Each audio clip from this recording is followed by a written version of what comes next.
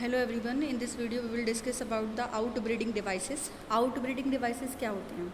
जब self pollination continuously होता रहता है किसी भी प्लांट के अंदर, again and again self pollination हो रहा है। और ये बात मुझे बताने की ज़रूरत नहीं है कि सेल्फ पॉलिनेशन क्या हो रहा है, ये आप लास्ट वीडियो मेरा देख लीजिए, उसमें आपको बिल्कुल डिस्कस की करके डिटेल में डिस्कस करके बताया गया है कि सेल्फ पॉलिनेशन क्या होता है। तो जब सेल्फ पॉलिनेशन किसी भी प्लांट में अगेन एंड अगेन हो रहा है तो क्या क्रिएट हो जाता है? इनब्रीडिंग डिप्रेशन क्रिएट हो जाता है।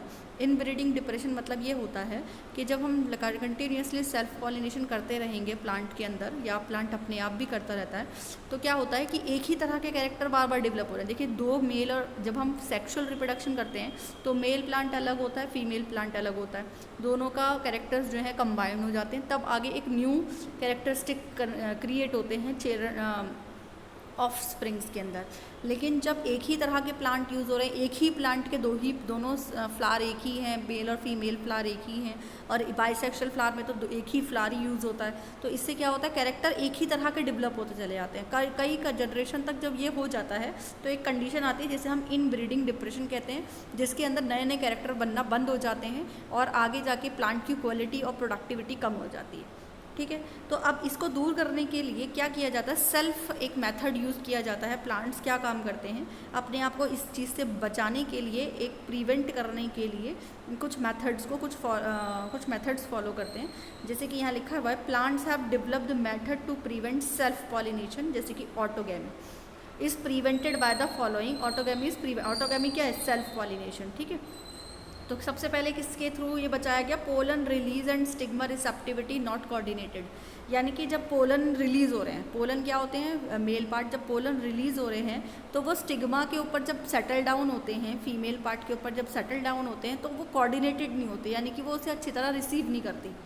उसको क्या करती है? क्योंकि वो सिर्फ और सिर्फ अपने ही फ्लावर को रिसीव करती है, पोलन को अपने ही जैसे फ्लावर को, यानी कि अगर रोज़ फ्लावर है तो वो मैरीगोल्ड के फ्लावर का पोलन नहीं रिसीव करेगी, अगर रोज़ फ्लावर है तो वो हिबिस्कस के फ्लावर का पोलन ग्रेन नहीं रिसीव करेगी। तो उसकी जो रिसेप्टिविटी होती है वो बिल्कुल वही होनी चाहिए। दूसरा कि कैसे रिलीज़ कराए? रिसेप्टिविटी नॉट कोऑर्डिनेटेड, मतलब कि पोलन तो जल्दी रिलीज़ हो गया, लेकिन स्टिग्मा, पोलन तो जल्दी मैच्योर हो गए, लेकिन जो स्टिग्मा है वो प्रॉपर्ली मैच्योर नहीं हो पाई। तो पोलन अगर आकर के सेम फ्लावर पर बैठ भी जाता है तो भी क्या नहीं होता है? रिप्रोडक्शन नहीं होता है, आगे जाके जो पोलन ट्यूब जनरेट होती है वो नहीं होती है।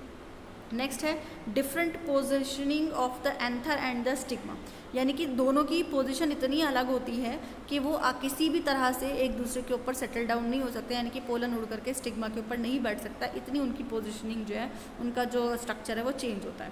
प्रोडक्शन ऑफ यूनिसेक्शुअल फ्लावर, एक फ्लावर ये मेथड अप्लाई करता है कि वो अपने अंदर सिर्फ एक ही तरह का, यानी कि बाइसेक्शुअल फ्लावर ग्रो ना करके सिर्फ यूनिसेक्शुअल फ्लावर ग्रो करते हैं। यूनिसेक्शुअल फ्लावर मीन्स या तो मेल पार्ट या फिर फीमेल पार्ट, इसी तरह के पार्ट को वो या तो मेल फ्लावर होगा या फिर फीमेल फ्लावर होगा। तो यानी कि एक ही प्लांट पर एक ही फ्लावर है, मेल फ्लावर है, दूसरे प्लांट पर दूसरा फ्लावर है, फीमेल फ्लावर है, तो दो अलग अलग प्लांट हो गए, तब उनके अंदर रिप्रोडक्शन होगा। तो जाहिर सी बात है इनब्रीडिंग डिप्रेशन जो है वो नहीं होगा, क्योंकि जब प्लांट दो हो जाएंगे। लेकिन जब एक ही प्लांट रहेगा तो होगा। तो ये कुछ मेथड ऑटोगेमी के लिए से प्रिवेंट करने के लिए प्लांट करते हैं। सबसे पहला क्या है?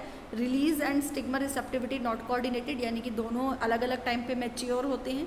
Different positioning of the anther and stigma, stigma और एंथर दोनों अलग अलग पोजीशन पर होते हैं, जो आसानी से सेटल डाउन नहीं हो सकता है पोलन स्टिग्मा के ऊपर। Production of unisexual flower, flower जो होते हैं वो यूनिसेक्सुअली प्रोड्यूस होते हैं। इतनी बात आपको क्लियर हो गई होगी, आई होप सो। इसके बाद हमारा नेक्स्ट है कि way to prevent both autogamy and geitonogamy. अब इसमें ऑटोगेमी और गेटनोगेमी यानी कि क्रॉस पॉलिनेशन और सेल्फ पॉलिनेशन दोनों से कैसे बचा जा सकता है?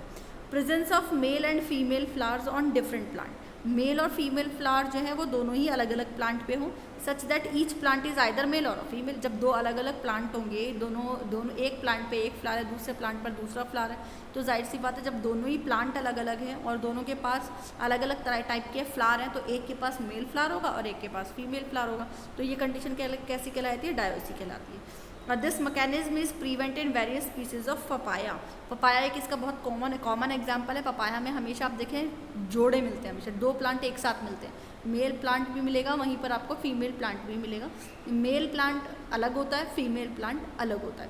ठीक है, तो ये आपका डायोसी शो करता है, जिससे कि क्रॉस पॉलिनेशन और सेल्फ पॉलिनेशन से बचा जा सकता है।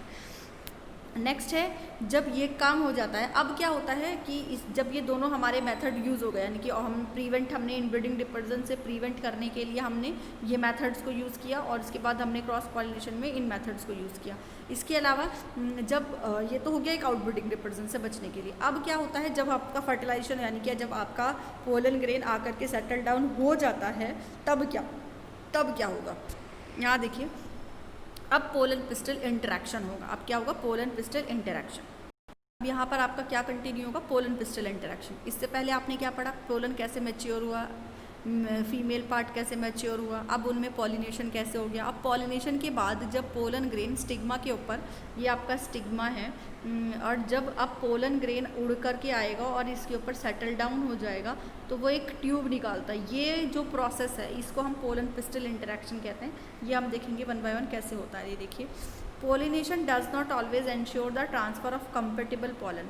पॉलिनेशन हो रहा है यानी कि किसी एजेंट के थ्रू जब पॉलिनेशन हो रहा है, चाहे वो एयर है, चाहे वो आपके कोई इंसेक्ट्स हैं, किसी के वाटर के थ्रू, किसी के थ्रू भी जब पॉलिनेशन हो रहा है तो ये ज़रूरी नहीं है कि सेम फ्लावर पर उसी फ्लावर का पोलन आके गिर जाए। यानी कि रोज़ फ्लावर पर रोज़ ही का पोलन आके गिर जाए, रोज़ पे हिबिस्कस का भी आके गिर सकता है, लोटस का भी आके गिर सकता है। मतलब ये कोई ये अननोन चीज़ है कि किसी भी फ्लावर का कोई सा भी पोलन आ सकता है। तो इसका मतलब क्या रिप्रोडक्शन तो हर टाइम हो जाएगा, नहीं।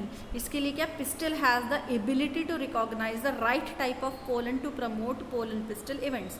यानी कि ये एबिलिटी किसके अंदर होती है, ये एबिलिटी पोलन में नहीं होती कि हमें सेटल डाउन होना है बिल्कुल उसी फ्लावर के ऊपर, नहीं। ये एबिलिटी होती है पिस्टल में कि वो जर्मिनेट ही नहीं होने देगी उस पोलन को अपने अंदर जब तक वो राइट टाइप का नहीं होगा। यानी कि उसके अंदर ये एबिलिटी होती है रिकॉग्नाइज करने की, किसके अंदर, ये एबिलिटी होती है स्टिग्मा के अंदर। यानी कि जब स्टिग्मा है और इस स्टिग्मा के ऊपर पोलन आके गिर गया है तो अगर ये पोलन किसी और फ्लावर का, यानी कि सपोज़ ये तो रोज़ है, ये तो रोज़ का है, और ये जो है ये आपका ले लिए हिबिस्कस है, ये आपका हिबिस्कस है, तो अब रोज़ और हिबिस्कस के बीच में इंटरेक्शन नहीं होगा क्योंकि जो स्टिग्मा है ये उसे पहचान जाएगी और उसको ट्यूब को जनरेट होने नहीं देगी। लेकिन अगर ये दोनों सेम है, अगर ये दोनों ही क्या है, ये भी रोज़ है और ये भी रोज़ है, दोनों ही सेम है, तब ये स्टिग्मा क्या करेगी, इसे आइडेंटिफाई कर लेगी और इसको स्टिक करेगी और आगे का प्रोसेस करेगी, यानी कि आगे के इवेंट्स को वो चलाएगी। ठीक है। If the pollen is of the wrong type the pistil prevents pollen germination. तो यानी कि प्रिवेंट मतलब होता है पिस्टल जो है वो प्रिवेंट यानी कि बचा लेती है जर्मिनेशन से। ठीक है। इसके बाद यहाँ देखिए नेक्स्ट है हमारा कि this interaction is mediated by the chemical component of the pollen and the pistol. ये इंटरेक्शन किसके थ्रू हो रहा है कि स्टिग्मा के पास एक केमिकल, एक जब पोलन आके सेटल डाउन होता है तो स्टिग्मा के पास एक केमिकल कंपोनेंट होता है जिसके थ्रू ये पहचान लेती है कि वही वाला आपका पोलन है कि नहीं है। और pollen pistil interaction is dynamic process involving the pollen recognition. सबसे पहले तो पोलन का रिकॉग्नाइजेशन होगा, फिर फॉलोड बाय द प्रमोशन और इनहिबिशन ऑफ द पोलन। फिर आगे जाके प्रोसेस होगा कि आगे का प्रोसेस होना है कि नहीं होना। पहले तो वो उसे पहचानेगी कि वही वाला पोलन है कि नहीं है, फिर अगर जब वो पहचान लेगी तब आगे का प्रोसेस होगा। The pollen tube reach the ovary and enter the ovule through the micropyle. अब जब पोलन आके सेटल डाउन हो जाता है तो इसमें से एक पोलन ट्यूब निकलती है और वो ओव्यूल के पास आके सेटल डाउन हो जाती है, मतलब चली जाती है। And this through the filiform apparatus and reach the synergid and this way the pollen tube grows. अभी मैं आपको डायग्राम के थ्रू इसे एक्सप्लेन करती हूँ अच्छी तरह कि क्या बोला गया है इसके अंदर। यहाँ देखिए, ये यहाँ आपको दिखाई दे रहा होगा कि जब ये पहले तो सेटल डाउन हुआ फर्स्ट में, फिर इसके अंदर रिकॉग्नाइजेशन कर लिया स्टिग्मा ने। अब रिकॉग्नाइजेशन करने के बाद इसने क्या किया है, इसको ग्रो करने के लिए चांस दे दिया। अब इसके ऊपर ग्रोइंग हो रहा है। अब जब ये थोड़ा ग्रो होगा तो पोलन ट्यूब जो है वो और ज़्यादा ग्रो हो रही है, फिर ये और ज़्यादा ग्रो होगी, और इससे ही करते करते क्या होगा कि ये एक पॉइंट ऐसा आएगा कि जब ये ग्रो होगी तो ये बढ़ते बढ़ते कहाँ पहुँच जाती है, ये आपके सिनर्जिड सेल्स के पास पहुँच जाती है। मैंने आपको लास्ट डायग्राम में दिखाया था कि ये आपका, अगर मैं ओव्यूल का डायग्राम बनाऊँ, खाली एक ओव्यूल, तो यहाँ पर 3 सेल्स होती है, एक एग सेल्स होती है, 2 सिनर्जिड सेल्स होती हैं और यहाँ एंटीपोडल सेल्स होती हैं ऊपर, है ना, और बीच में पोलन न्यूक्लियर होता है, यही होता है ना। तो यहाँ पर क्या होता है, जब आपकी पोलन ट्यूब आती है तो यहाँ वाला एक रीजन होता है, इस रीजन को माइक्रोपाइल कहते हैं। इस रीजन को क्या बोलते हैं, माइक्रोपाइल रीजन कहते हैं। ये माइक्रोपाइल होता है। तो माइक्रोपाइल से ये ट्यूब को एंट्री करती है। ठीक है, ट्यूब में एंट्री करेगी और यहाँ देखिए the pollen tube reach the ovary and enter the ovule through the micropyle. किसके थ्रू एंट्री करी है इसने? माइक्रोपाइल के थ्रू। Then through the filiform apparatus, यहाँ पर क्या होते हैं, यहीं पर आपको फिलीफॉर्म एपरेटस देखने को मिलेगा। यहीं पर ऐसे एक फिलीफॉर्म एपरेटस होता है, मैं आपको नेक्स्ट कलर से दिखाती हूँ। यहाँ आपका एक क्या होता है, फिलीफॉर्म एपरेटस होता है, ये फिलीफॉर्म एपरेटस, और ये फिलीफॉर्म एपरेटस जो होता है इसे गाइड करता है क्या करने के लिए कि वो कैसे एंट्री करेगा। ठीक है, then through the filiform apparatus it's reach the synergids and in this way the pollen tube grow, और इस तरह से पोलन ट्यूब जो है वो ग्रो हो जाती है, आगे जाके वो अंदर डेवलप होती है। अब आगे का क्या प्रोसेस होता है वो मैं आपको नेक्स्ट क्लास में समझाऊंगी, नेक्स्ट क्लास में डिटेल से। इतनी बात आपको समझ में आई कि पोलन पिस्टिल इंटरेक्शन क्या हुआ है, कि पोलन जो है स्टिग्मा के ऊपर आकर सेटल डाउन हो गया, उसने अपनी चेन को ग्रो किया, उसने अपने आप को ग्रो किया, और ग्रो करने के बाद वो माइक्रोपाइल रीजन से एंट्री करेगा सिनर्जिड सेल के थ्रू, और वहाँ फिलीफॉर्म एपरेटस होते हैं जो उसे गाइड करते हैं एंट्री करने के लिए। ठीक है, इतनी बात आपको समझ में आई।